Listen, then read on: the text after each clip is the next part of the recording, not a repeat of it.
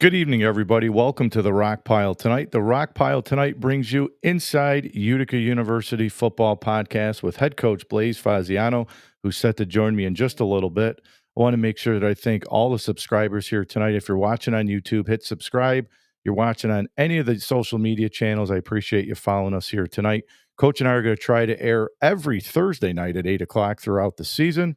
So if you have any questions for Coach, I'll try to pull as many over as I can. We'll have some fun with Coach tonight at the end. We'll get Coach's blazing picks here in college football. I told him I'm going to keep track throughout the season of his record. So we'll see how Coach does.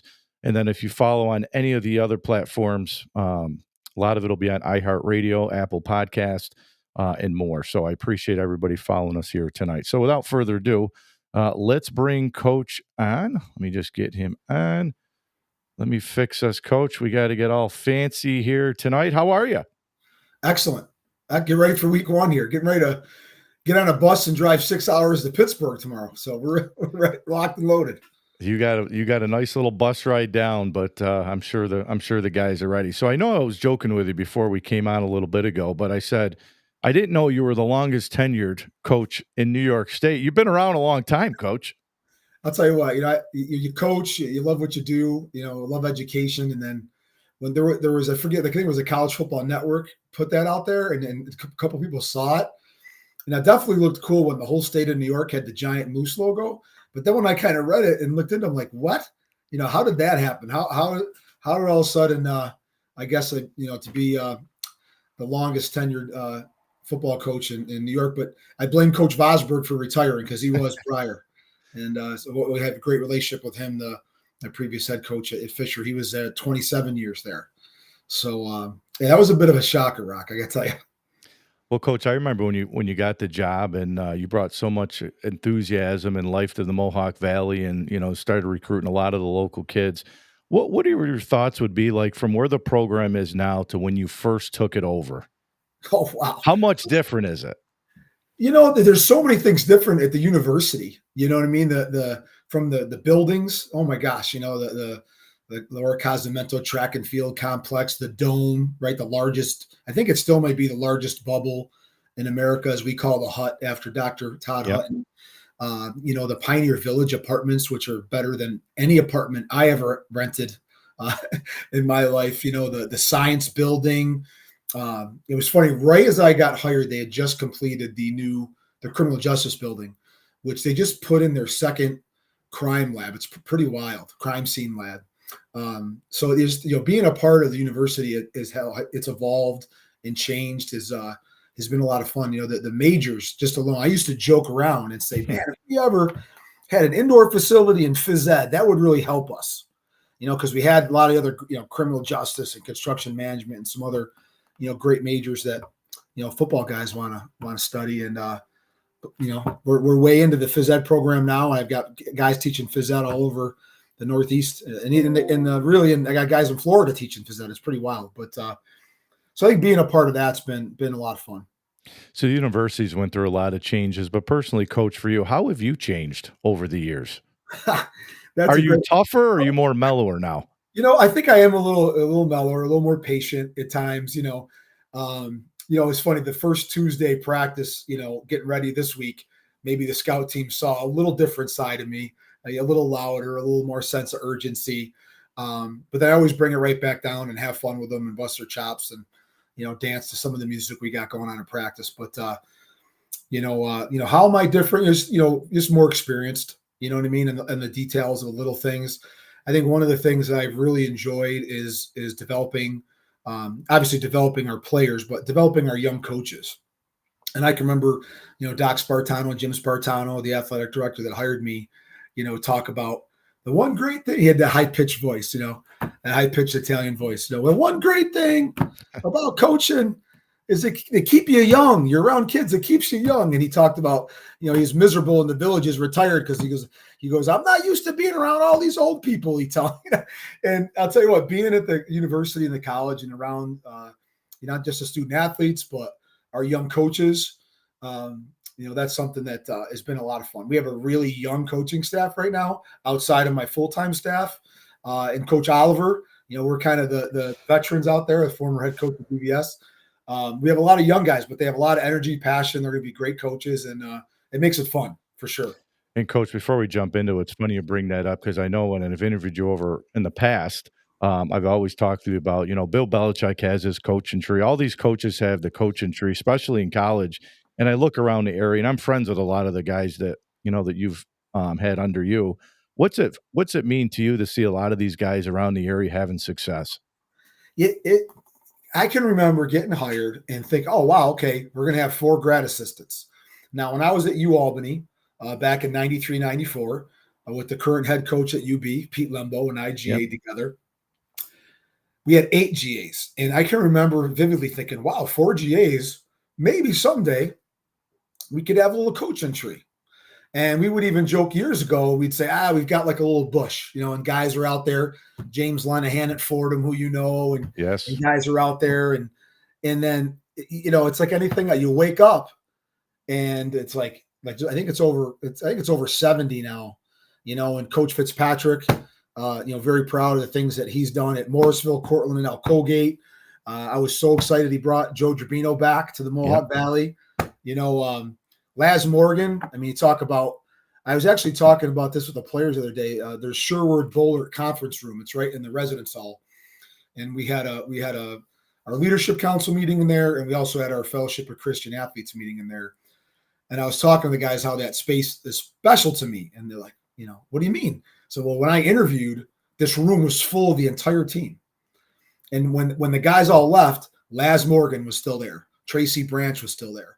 Marcus Gerdnier was still there. And I stayed with those guys for another hour. Shamel Turnbour, Terrell Cunningham.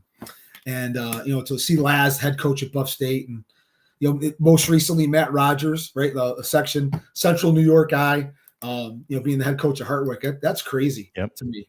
But that's something that I really don't mind talking about, and certainly very proud of that. And it wasn't just me.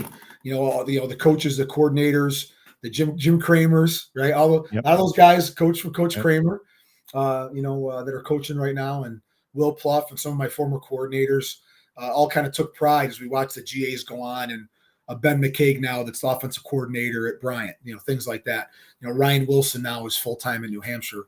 Just watching these guys go. A local guy, you can't forget Jared Kite, Holland Patton, defensive coordinator at UMass, and he hired another Utica guy, Joe Castellito. So that's something that's really one of my favorite things is going to the coaches convention and then having the Utica night, no doubt. That's awesome. And having all those guys back. So that's something that you kind of wake up one day and go, how did that happen? But it's pretty wild.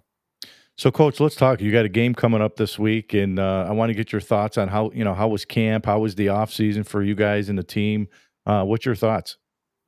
We always say like every team has a 1-year life expectancy, and they kind of have their own character and their own. And I can tell you, all I can say, this group is it's like energy and enthusiasm. Like just some of the stuff I don't, whether I could tell you or not tell you how these guys are just wild. Like their first weight session, right? They decide to all lift weights with their shirts off and run on the track like a bunch of wild men. And like just the energy of this group is really unmatched. They're a pretty special group. They know about, welcoming in the young guys. And again, you talk about, you kind of wake up and look like this group, experienced, a couple great seasons, so Eli Douglas and Mason Payton, they played in the Susquehanna game, as freshmen. And, so they experienced 10-2 and 9-2. And then they experienced last year, which was tough, 5-5 and losing those 3 like really close games that we found a way to win. And so the guys are really going back to how the players that brought them in talked about how we responded after the Grove City loss, right? So we 6-4, we get the bowl game against Grove City, who we know is a very good team, right? They were make a field goal of beating Cortland the year Cortland won the national championship, right? And we go down there and get smacked, and so we're 6-5. And the way that team responded to that, right, that adversity and how that was, and then we flip around and go 10-2. That there's some similarities to the vibe that I'm getting, going into this season where guys are, and we have a lot of first time starters that are excited to have that opportunity for sure. And coach, you talk about that 5-5 season last year, but you guys, I think, lost 2 or 3 games by like 1 score. So I mean, that season could have went a different way. But what I was going to say is sometimes the years where a team goes 10-2, you go 9-3. I feel like some years where maybe you go like 5-5, 7-5. Some coaches will say, you know what? That was one of the better years because of how the team developed throughout the season. And I feel like you guys last year, those games could have went either way. But talk to us about that. One score games. Yeah, even in the 2 previous years, we're down 3 scores at Union the year we're 10-2 to come back to beat them. You know what I mean? So we just found a way to win those close games. And this past year, we found some ways to lose them. And you see, you learn from it. One thing I can say is we're pretty consistent. Like we're hard on each other. We're hard on the film, whether it's 8, 9 wins or 5. So it wasn't like we attacked it differently, but there's certainly a little more sense of urgency when the guys see how, I use the Alfred story all the time because I have a lot of respect for that program. They've been around for over 100 years. And, 2 years ago, we go down there and beat them 28-0. Well, they had that on their, I say bulletin board, right? But I know there's not too many bulletin boards now, but, then they knock us off at home this past year. They came to play and we made some mistakes and they made a couple more plays. And I think the younger guys, all the sophomores, truly understood that, hey, guys, don't get caught up in the film, right? You may think you're better than a team, but they're going to give us their best game when they play us, right? When you're that new guy, still like we're kind of that new kid in town, and no one wants to see us do that. No one wants to see us take that next step. And so it gets us a little chip on our shoulder, and and working hard at it. But we certainly learned a lot from that, no doubt about it. But we attacked the off season really no different than any other. We're pretty hard on ourselves, and I want to stay consistent with that. I think the messaging too is that the players always know, like, we're in this together. There's things that we would do different as coaches. There's things they would do different as players. And whether it's a win or a loss, we're in it together. And the guys are really, bought into that. And coach, talk about your captains. You guys named your captains this week, and I think you guys have. And I was going through some of the Empire 8 comments and notes and all that. I think you guys are going to return one of the best skilled groups, I think, in the league from top to bottom, with starting with your quarterback. But talk to us a little bit about the 4 captains that you guys named this week. Well, first, Eli Douglas, got some nice accolades last year. Was like all ECAC, I believe, was the highest one that he received. Outstanding football player, has been playing since he was a freshman. Like everyone knows that Eli's freshman year blocked a punt against Susquehanna that led to a score in that big game. And, so, his leadership and watching him grow as a leader is tremendous. So, glad to have his leadership. Antonio Gianferrani, Antonio is a 5th year, and, he's had a ton of adversity. He got out of high school. In high school and spring football, he breaks his foot. He's a filmer his whole freshman year. Doesn't even play. Finally plays as a sophomore, having a great junior campaign, tears his ACL, right? Battles back, and had a great spring, strong leader. And someone like Antonio was a great leader for like a Tony Dorzinski, right? Local guy out of Whitesboro, because Tony got hurt playing basketball, couldn't play his freshman year. And Antonio was a great big brother. We call him TD. I don't know if they called him that back in the borough, but we call Tony Dorzinski TD. And just watching those relationships the guys have with the younger players, something that, that's been a tradition, for quite some time. Jordan Davis he's a special player, a great young man, great student, big person, great personality. Really, really is one of the most coachable guys that I've had. Really looking forward to watching him, really, really flourish this year at the D line. And then, Tyler Zolkowski, Tyler, it was a tough spring, man, because Tyler and Brett battled. And I think I give Jordan Lambert some credit. He said it best in our preseason. We have 2 outstanding quarterbacks, and the way that Brett battled and kind of handled that, tough news, if you will, like, he's just a class act, and he's a phys ed major. He's going to be a great coach. Tyler's history education, so he's going to go on and teach and coach when he's done. And it was interesting. It's all about relationships in this game. And, Tyler played with Braden at Albany, right? Albany didn't work out for Tyler. Tyler transferred to Robert Morris, gets injured, never gets a chance to play. And there's a good portal story. There's a lot of bad portal stories, a Yeah, lot that's of a good one. kids transferring 4 or 5 times. But Tyler being from Rochester, being from Aquinas, being a tough Polish kid, I tease him all the time. Like he's a Utica guy. He really fit in with our players. He had a great spring, and then as he had just had a great camp. His elite over time. He didn't rush it over time. His leadership just kept shining through. And so he and Brett have a great relationship. Our quarterback room. Matt Polaris is going to have a piece. Nas Smith's going to have a piece. I think it's a really strong room, and I credit Braden Zanelovic, because Braden, kind of timing, like Coach Turbino gets coach of the year, assistant coach of the year, goes to Bethune-Cookman, and then Braden slid in as a GA, coached our quarterbacks, and then after 1 year got promoted to full-time. And, he's just outstanding, for us and has a ton of roles in our program. So, definitely excited about those captains, and they're not going to do it alone. We have a strong leadership council that we meet every week. And Isaiah Thomas spoke this week and had a great video and a quote that we shared with the team. And, we're in a good place leadership-wise.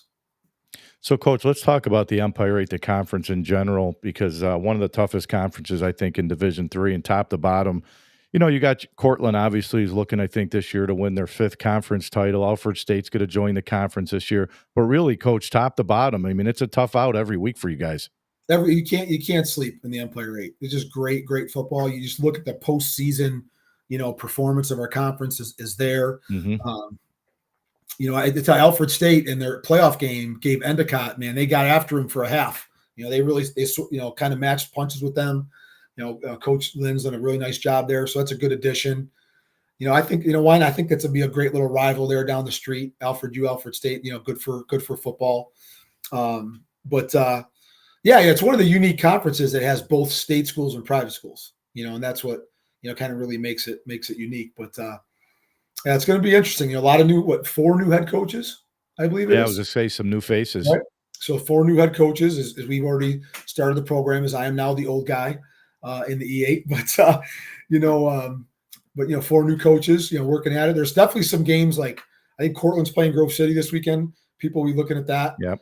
I'm not sure whoever else. Oh, I think in Buff State, Brockport they battle for the 90 Bowl, they call it. This week is interesting because you got the President's Conference versus the Empire 8. Doesn't happen often. Yep. Last time it happened for us is when we went to Grove City, right? And what's really interesting is Coach Sirianni has done a great job there, and is the brother of Eagles head coach Nick Sirianni, and they're Mount Union guys. And I had my plenty of battles of Mount Union at Utica a few times, or excuse me, at St. John Fisher. I had to deal with Pierre Garcon, which was people remember Pierre. Oh, well, first as a freshman, he scored 4 touchdowns on me when he was at Norwich.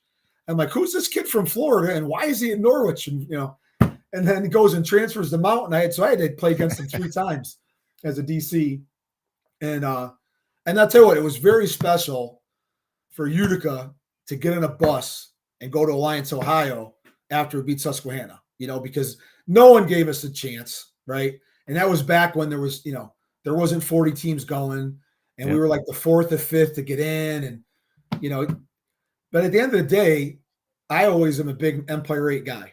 And I'm here to tell you, I don't care who it is. If you're 9-1 from this conference, you're good, right? Mm-hmm. If you're 8-2 in our conference, you're good, and you're going to go beat a lot of teams across the country. So we weren't surprised, but everyone was surprised. We went out to Susquehanna and got that huge playoff win, and first time we were nationally ranked and all that good stuff. But so yeah, it's going to be it's a TV game, so you can log in or watch it. It's a TV game for them. And I think it's a 12:05 kickoff, so that'll be unique for our guys with the extra timeouts and things. But yeah, we have engineers back-to-back weeks from W&J to RPI. A lot of engineers the first 2 weeks. Yeah, and that President's Conference is tough too, top to bottom. I was looking through them over the years, and they had 3 teams go with the new NPI. Yeah. The NPI favored them, and they had 3 teams go to the tournament last year. So Carnegie Mellon, Grove City, was it Grove City the third one, right? And then W&J. So, Coach, you mentioned Sirianni, and I forgot he was there, and then I bopped on. I'm like, geez, you can definitely tell he's related. They look exactly alike, right? They look like brothers, or they are brothers, but he's been there a long time too, and they got a ton of talent on the outside. They a lot of weapons. I think last year they had, what, a couple 1,000-yard Yeah, receivers. the two receivers are legit. Very good players. Their running back, very good football player. I don't want to pronounce his last number 2. Very good player. He'll be back. So yeah, they're solid. Their defense is tough. You know, they're going to pressure you and give you some problems. So they're a well coached football team. Yeah, and I was looking. I think last year, I think they were averaging about over 300 yards a game through the air. Well balanced though, well balanced on offense. And I think the one kid's back is McCaskill, the receiver, who's back from a year ago, and then I think DeRosa, the running back's back Yeah, from DeRozan. last year. Yeah, yep. Very good player. It'll be interesting to see. Like they think, I forget how many seniors they graduated, but they graduated a lot, kind of similar to us. And I think for them, they have a lot of first time starters. But again, they have such a strong program. Like they play 6 or 7 JV games as well. You know, kind of that Mount Union philosophy, which was an old Ithaca philosophy back in the day about having a bigger roster and playing JV games, giving those young guys an opportunity to play. You know, so they're a big, hey, develop. Some of his guys may play JV for 2 years, and all of a sudden they're all conference performers, and that happens to us as well. So I think the biggest thing is just keeping them calm. They're all going to be excited. That for first game jitters, and just have fun playing football. I think we play better when we just play loose. We play loose and have fun, and not build games up. It's easy to do. My college coach always talked about the bulletin board, and now it's like, the bulletin board's in their hand, right? The bulletin board is really easy for them to get to, right? And don't read all that stuff, right? It doesn't matter. All that matters is blow the whistle, put the football down, and let's go play for 4 quarters, And I tell all the guys, they know I bust chops about the 3 or 4 hours of pregame. I said, guys, we're not going to take videos of you, what you're wearing, walking to the locker room. I had them all laughing the other day. All the pregame stuff. I said, what matters is, hey, how you execute and your discipline, and just, play for a passion and love for each other, so. Coach, we got a few comments on here. I know Mr. Brian McQueen. Oh, the man. He's the best. As coach teaches family first on football, you see it being around those players. Best thing that's happened to the program in our community. He's great. Love great. Following him. He's great. The job came open, and some of the first people I talked to were Brian McQueen, Tony Leone, Dave Lupia, all guys from the area that I had connections with. A couple of Dave, yep. I coached at Ithaca. And then Brian and Tony's sons played for me. Rocco Arcuri. His son played for me, recruited him to Fisher. John Wade, Mike Donnarumma, like all these guys. And my phone was ringing off the hook. And I remember my wife was like, I haven't even interviewed yet. She's like, we're going to Utica. I'm like, what?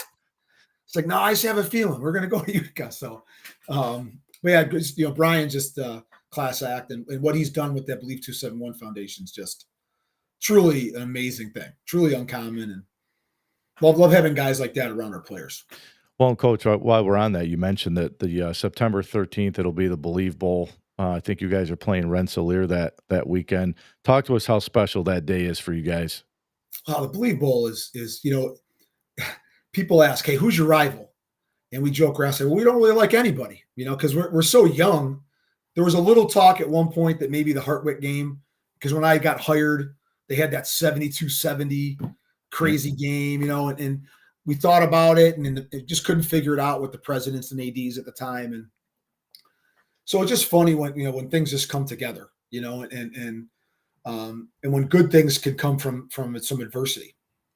And if you don't, I love telling the story, if you don't mind me telling it. So no, go right ahead. So Brian, through his fire service, unfortunately had come down with cancer, and it was in his thyroid. And it's amazing the chemicals that are in fires today, and what I've learned from Brian and studying this stuff. And so, he's going to Sloan Kettering and he's getting his treatments. And while he's doing this, he's a volunteer, like coach on our staff, helping promote our games. And we're having like youth day and high school day. And we had a Veterans Day game, and help me get that going and just promote, what we do at Utica in the area. And so now his friends got great friends in the fire department and the Whitesboro School District, and people start raising money for him. And he tells them, no, I don't want the money. Let's put it in the fund to help other people, right? And just that that's what sparked and started Yep. that amazing foundation. And even more for me, like my first name's Blaise. St. Blaise is the Patriot Saint of the throat. I know Brian has a St. Blaise medal that he wears and a St. Blaise mask card that I got him. And just a great relationship. And then so one of his players, because Brian coached high school football at Oriskany, Yep. Matt Wilsey, who was the former owner of New York State Tool, we had lunch and they're like, let's call it the Believe Bowl. And it happened, and for I think it was at least 5 years or more that we had the New York State Tool Believe Bowl. And then Matt and Lisa sold the company and they're doing great things and their kids are doing great things. And then so we went to Frank Mastrovito and he jumped right on board. And what a giving guy in the community, Frank is, and his wife Colleen, they're just awesome. And so having our honorary captains that are battling cancer and having them come to practice and talk to the team, and we get and then all the fun stuff comes with it, the helmet stickers and all that good stuff. But so the Believe Bowl is our game, and it's our game to give back to the community. So it's a different team every year. We've liked it being the home opener and doing an orange out. So that's kind of what we've done pretty consistently. So last year was Union, which is a great atmosphere. This year will be, RPI, a very good program just down the thruway. So wanted that game at 7, but it's going to be at 6, and we'll get at least the second half will be under the lights. But that's a really special game for us, and our guys really look forward to it. I know another friend of mine that does the radio with me is Pete Pagliaro. I see him on here trying to watch the game too, huh? He's trying to watch the game too. I get it. Cowboys in Philly tonight. But he mentions the Believe Bowl, how amazing it is, and you had him speak to the team in the past, and his brother, of course, who passed away of cancer. You guys had honored him too for one of these games. Yeah, it was. Pete brought his whole family to practice and talked to the guys, and with passion, for his brother and the brotherhood of the firefighters. There's so many parallels to that, and just have when I can have some of the community members come out and talk to the guys, and that was a real special moment. So once a pioneer, always a pioneer. So Pags, his family, and his brother are pioneers forever for sure. So, Coach, couple keys to the game offensively and defense. Let's start with offense for you guys first. What are a couple keys to the game for you guys on the road, first game against a really talented team? What's the offense got to do to put you in a position to win this week? I'm pretty consistent with this. It's about protecting the football, right? Not turning the ball over. That's a big thing. Not giving another team more opportunities. Being balanced. I think we're always at our best when we're balanced, run, pass. And we've done it all. If we have to throw it 50 times to win a game, we will. If we run it 50 times to win a game, we will. But I think we're best when we're balanced in the run and the pass game. And one of the things I think I take pride in our pass game, and Coach Klaus is a second-year offensive coordinator, along with Coach Zinilovic, those guys, you look on our stats the last couple of years, and there's 8-10 guys in double-digit catches, right? And that just speaks to the efficiency of the offense. And Brett's first year starting and Braden coaching him, he broke a record for completion percentage, just his efficiency. So, I think that's what's tough is you can't just kind of hone in on one guy within the pass offense. So that's something that's certainly a strength. And, the guys all know I'm a big special teams guy. I love coaching the D-line, but I love coaching special teams. It allows me to coach receivers and DBs and all the different positions. And, so it's a huge part of the game and field position, and field position. So I always think it comes down to turnovers, special teams, the hidden yards and penalties, being a more disciplined team, particularly on the road. And Coach, defensively, obviously they present their offense for your defense. A lot of skilled guys on the outside. They bring some experience back. Defensively, what's going to be some of the keys defensively for you guys? Just, the receivers are going to make some plays now. That's just going to happen, right? And having our guys just kind of, play great defense on third down, play great red zone defense. Try to create some turnovers if we can. Really kind of hawk the football down. Getting 2-3 guys to the ball. But again, they're a well-coached team, and I think you got to make teams earn it. You got to make them go the length of the field. Yeah, I think that when I get to that question, I think I always answer it the same way. Same way. I do. I go back to what creating. It's about explosives, right? It's about turnovers, and it's about special teams and field position for sure. So, Coach, I told you before coming on, I said we're going to have some fun at the end here and do the blazing picks. And you said you don't really watch a lot of football. Obviously, you watch your guys' stuff. Yeah. You watch some of your favorite teams or whatnot. But I'm going to keep track of your wins and loss record here throughout the season. We'll see how you have to end do a up. little more research then. I try to pick like a handful of games, and there's not really a lot of big games this week. Okay. But we'll pick some. I'm gonna keep track of our record and see maybe at the end of the year who's got a little bragging rights here. All right, let's do it. So I'm gonna start with the first one here. Okay. And the first one we got is Iowa at Iowa State. And Iowa State's already played 2 games. Right. They've already played a couple. They played, I think, was it down in Ireland they opened up? They and did. I love Matt Campbell. I think he should get another job, but he's happy where he's at. But I'm a big Matt Campbell Mount guy. Union guy too. Mount Union Yes, guy. he is. He is. Yeah. He was actually coaching at Mount Union when I was coaching at Fisher.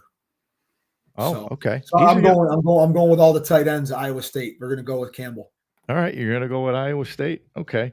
I'm going to make it easy. I think I'm going to make it easy on us, though. I think what we'll do is we won't even take the spreads because if we go the spreads, that's really gambling. I don't want to do that. We'll just go with picks here. No, we can't do that. So I do like Iowa State as well. I love Coach Campbell, so I'm gonna ride with him. But I think Iowa's going to be better this year. They got a quarterback. It looks like they're throwing the ball a little bit more. So we'll see. And I like the rivalry games early. I like it early in the season. Home field advantage, man. College football is huge. All right, so I'm a Michigan guy. My wife's an Ohio State person, so her and I battle it out during the season. So she's got bragging rights from last year, but we beat them 4 years in a row now. We're going on 5. Michigan, a big one, at Oklahoma. Let's see here. Michigan at Oklahoma. I'm going to go with Michigan. Ooh, okay. I like it. I'm gonna have to go with him just because I'm a homer. I love Brent Venables. I think he's a great defensive coordinator. We'll see what he can do, but I think that Bryce Underwood kid, the quarterback's a special talent for Michigan. Yeah, another one of my favorite coaches, Lane Kiffin. Ole Miss at Kentucky. Oh man, this is a big line. That is, I tell you what, in Kentucky, like it's funny, watching those basketball schools get better has been good for football, right? Mm-hmm. Kentucky, Kansas, right? Coach Leipold at Kansas, right? I got that right? Yep. Yeah. Kentucky is Stoops, right? Yep. Okay, all right. Okay, I'm hanging in there, staying in. You're doing good. You're holding your own. This will be my upset one. I'm going to go with Stoops in Kentucky. Are you? Okay. That's my upset pick. I got to imagine I don't know the point spread ever. I got to imagine Ole Miss is the favorite. Ole Miss is giving Kentucky 9.5. Okay. Yeah, I don't even know what that means. I kind of do, but not really. So Ole Miss is favored by 9.5 in this one. Right. I think Stoops is a little bit on the hot seat. They had a little bit of a down year the last couple of years. But I'm gonna go with Ole Miss. I do like Lane. I've been on for a little while. Of these ones. Come on. All right, this is another iffy one here. Baylor didn't look too good last week. SMU in the ACC last year, they made the playoff, and I think they're well coached. I like SMU, but you going with you're going to try to go. This is a close one. This one's only 2.5. I'm just going to go on my heart because I actually spent some time with Coach Aranda, and he's a great coach. He was at, was he at Nebraska for a while before that? And yes. And he's a really sharp guy. I spent some time with him on the rules committee at the AFCA convention, and we're going to go with Baylor. All right, we disagree on the last two because I do like. I had Baylor last week. I thought they would have put up a little bit of a better fight last week in their first game. So I'm going to stick with SMU, and then everybody's on me, Coach, because I'm not a diehard Syracuse fan. I root for them. But a lot of my buddies will say, you just don't like Syracuse because in my preseason, I picked Syracuse to go 4-8. Okay.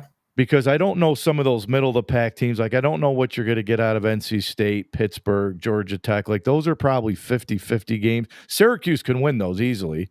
I just don't know enough about them. So I went 4-8. But UConn last year had a great year under Coach Moore. They did. They're doing some really good things there. This one's 6.5. This is at Syracuse. If I recall, that was a Tennessee game, a one-score game in the third quarter, was it? Did I hear someone say that? It was like 37-28. They did. Syracuse scored. They Yeah, they had a you know, tough so time stopping them, yeah, but they so scored. and I think it very well may be one of those years for Syracuse where those one score games, Yep. right? Or it's like you're 500 or you're going bowling, right? And I'll tell you, I am a huge Fran Brown fan. I love listening to him talk. I listened to all his interviews when all the portal stuff was going down. Yep. And I'm trying to figure it out myself with a couple of my guys on how it works. Hey guys, not everyone's going to go D3 and get a Division I scholarship, right? Um, I love his style. I went out and watch him and just talk how he talks to everybody. So I'm gonna definitely go with Syracuse on that one. Yeah, I actually am too. I think people are going to say, "Oh, okay, you're going with Syracuse," but I am going to go with Syracuse. But I think he's great. I think their schedule is a lot tougher this year than what it was last year. I think it's a Sure, lot more challenging this year for Fran. But him and some of those coaches that he brought in with him from Georgia, they're some of the best recruiters in the country. great recruiters. He has a great staff. Nunzio's great. They have a great staff there. And good to see Ambrosi get back on the staff there. Syracuse guy. He was out at UConn, or he was out at Central Connecticut last, and came back to coach as like the assistant O-line coach. And so I know a couple of their coaches pretty well, and I think he's doing a great job. And I thought they hung pretty tough with it, which top tier team last week. So, Coach, last thing I wanted to ask you: are there some guys that from camp, or maybe not some of the main name guys that stood out during camp, and maybe we'll hear their names throughout the season? Like special teams wise, a young man that hasn't had an opportunity to return yet, Nick Meritato, who's a junior in our program, will be our punt returner and one of our kick returners. Just had a great camp. Really proud of him and what he's done. Mikey Mecca is a dual sport football lacrosse guy, tough as nails, strong leader, brings a ton of energy to practice.